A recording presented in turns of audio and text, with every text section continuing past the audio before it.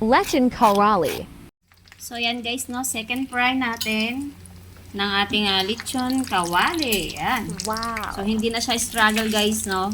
Tahimik na. Yan, hindi na rin tumitilamsik pa ganyan na. Unlike kanina sa una, talagang grabe. Mag-aaway kayo ng mantika guys. Lilipad-lipad yan guys. So ngayon kapag second fry na, hindi na. Ayan na oh. Kita mo diba, tahimik na.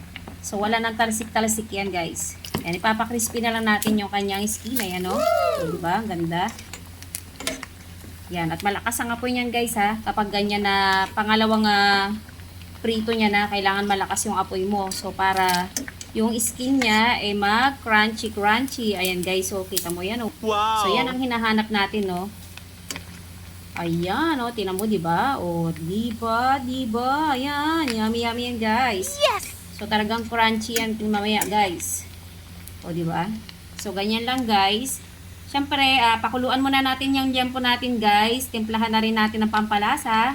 Yan. At after 20 minutes ng pagpapakulo sa tamang apoy lang, yan. Piprito natin unang prito at pangalawang prito. So ito guys, hindi ko na pinakita kanina yung unang prito kasi nga nag-aaway kami ng oil. Tumatalsik-talsik siya. Siyempre may sigawan movement yun guys. So ayan, ang ganda, di ba? Yan, tahimik na siya. So ito na rin yung pinakita natin, yung tahimik na pagpiprito kasi kanina maingay. Pati ako maingay din, sumisigaw-sigaw tayo sa talsik ng mantika guys. At ayan na guys, ang ating lechon kawali. Wow. Yan, kita mo naman guys oh. Oh. Oh, crunchy.